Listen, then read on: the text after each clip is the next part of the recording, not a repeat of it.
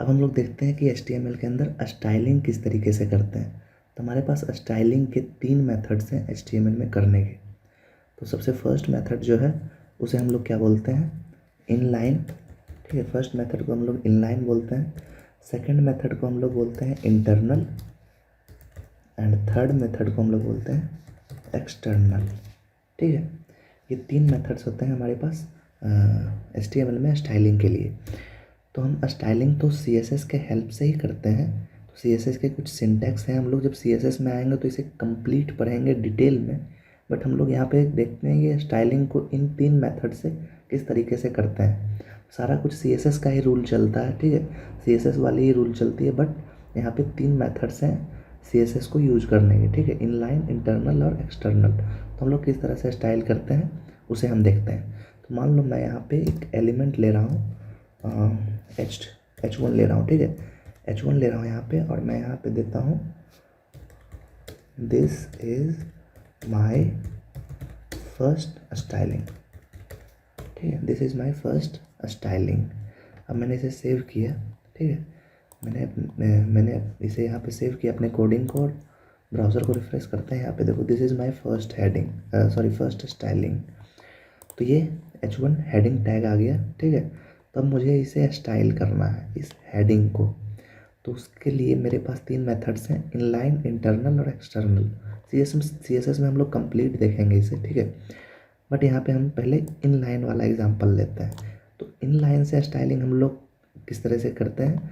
Inline में हम लोग स्टाइलिंग किसी भी टैग के अंदर ही करते हैं, एट्रीब्यूट लेके। ठीक है, तो वो एट्रीब्यूट हमेशा स्टार्टिंग टैग में होता है, जैसा कि हम जानते हैं। तो वो एट्रीब्यूट कौन सा लेना है हमें, इनलाइन के लिए। इनलाइन में हमें जिस भी एलिमेंट को स्टाइल करना है उसके अंदर हम एक एट्रीब्यूट लेते हैं और उसे में स्टाइल करते हैं CSS के रूल से ही। ठीक है, तो हम लोग स्टार्टिंग टैग, मुझे H1 को स्टाइल करना है तो मैं स्टार्टिंग टैग में एक एट्रीब्यूट लूँगा जिसका नाम है स्टाइल। ठीक है, स्टाइल इक्वल्स टू, इसकी वैल्यू जो होती है वह CSS के पैटर्न को फॉलो करती है। तो मान लो मैं इसका कलर को चेंज करना चाहता हूँ, तो CSS में एक प्रॉपर्टी होती है कलर नाम की। ठीक है, जो टेक्स्ट के साथ अच्छा जाता है। तो कलर मैं यहाँ पे दे देता हूँ, मान लो रेड। ठीक है, रेड सेव किया मैंने। ये जो फॉर्मेट है ये CSS का है। ठीक है, कलर, कॉलन और ये रेड। और भी CSS के प्रॉपर्टीज़ काफ़ी सारे हैं, बट मैं यहाँ पे एक सिंपल कलर चेंज करके दिखाता हूँ इनलाइन मेथड से। इनलाइन मेथड मीन्स कि हम लोग टैग के अंदर ही एक एट्रीब्यूट स्टाइल नाम का ले रहे हैं, स्टाइल नाम का एट्रीब्यूट, और उसे हम इस तरह से स्टाइल कर रहे हैं। मैंने सेव किया और अपने ब्राउज़र को रिफ्रेश करता हूँ, ये देखो कलर चेंज हो गया इसका। ठीक है, अब हम दूसरा एग्जांपल लेते हैं, इंटरनल वाला। तो इंटरनल कहने का क्या मतलब हुआ कि यदि मैं यहाँ से इसे मैं इसे रहने देता हूँ। ठीक है, मैं इसे पूरे लाइन को कॉपी कर लेता हूँ, पहले कॉपी करता हूँ और यहाँ से इसे पेस्ट करता हूँ। ठीक है, अब मैं इस फर्स्ट वाले को कमेंट कर देता हूँ और सेकंड वाले को हम इनलाइन सॉरी इंटरनल से स्टाइल करते हैं। तो इंटरनल से स्टाइलिंग के लिए हमें ये एट्रीब्यूट नहीं चाहिए। ठीक है, मान लो मैं H1 को स्टाइल करना चाहता हूँ इंटरनल मेथड से।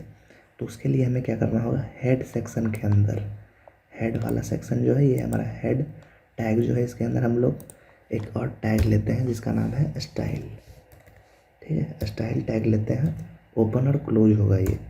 ठीक है, तो इस तरह से हम लोग लेते हैं, और जो भी स्टाइलिंग यहाँ पे करेंगे इस स्टाइल के अंदर वो हमें यहाँ पे रिफ्लेक्ट होगा। ठीक है, तो मान लो मैं इस H1 को स्टाइल करना चाहता हूँ, तो CSS का सिंटेक्स होता है, काफ़ी सारे सेलेक्टर होते हैं CSS में, बट मैं यहाँ पे एलिमेंट सेलेक्टर ले रहा हूँ। CSS में हम काफ़ी डिटेल में पढ़ेंगे इसे। ठीक है, बट यहाँ पे मुझे H1 को स्टाइल करना है तो मैंने H1 लिया सिंपली, और क्या करते हैं हम लोग करली ब्रैकेट देते हैं और वही प्रॉपर्टी लेते हैं। तो प्रॉपर्टी हमें क्या लेना है, कलर वाला, कलर, और मैं यहाँ पे रेड ले रहा हूँ। सेव किया मैंने इसे। अब देखो मैं ब्राउज़र को रिफ्रेश करता हूँ, देखो मेरा कोई भी फ़र्क नहीं पड़ रहा। ठीक है, देखो वो स्टाइलिंग यहाँ से आ रही है। यदि मैं इसे कमेंट कर देता हूँ और इसे मैं रिफ्रेश करूँ तो ये देखो ये भी ब्लैक है। ये देखो ये था इनलाइन स्टाइलिंग जो कि अभी कमेंट कर दिया मैंने, तो ये अभी चल नहीं रहा है। ठीक है, तो मैं यहाँ पे आपको इंटरनल दिखाने के लिए मैं एक और h1 टैग लिया मैंने यहाँ पे, और यहाँ पे मैंने इंटरनल से उसे स्टाइल किया। यहाँ पे देखो स्टाइल टैग लिया, उसके अंदर h1 सेलेक्टर लिया और कलर रेड दिया, तो ये हमारा इंटरनल स्टाइलिंग कहलाता है। ये देखो सेव किया, वही स्टाइलिंग फिर से आया। अब मैं इसे भी रहने देता हूँ, ठीक है इसे, और हम अब एक्सटर्नल स्टाइलिंग देखते हैं। तो एक्सटर्नल स्टाइलिंग का क्या मतलब हुआ कि हम लोग एक्सटर्नल से एक CSS फाइल बनाते हैं और उसे हम अपने HTML से लिंक करते हैं, ठीक है। तो हमें इस एट्रीब्यूट की भी ज़रूरत नहीं है, ठीक है, सॉरी इस स्टाइल टैग की ज़रूरत नहीं है, बिकॉज हम एक्सटर्नल फाइल बनाने वाले हैं। तो हम h1 को ही स्टाइल करेंगे, तो उसके लिए हमें क्या करना पड़ेगा, फाइल बनाना पड़ेगा CSS का। तो ये मेरा index.html है, तो मैं इस HTML वाले फोल्डर में ही एक फ़ाइल क्रिएट करता हूँ यहाँ से, जिसका नाम मैं देता हूँ style.css।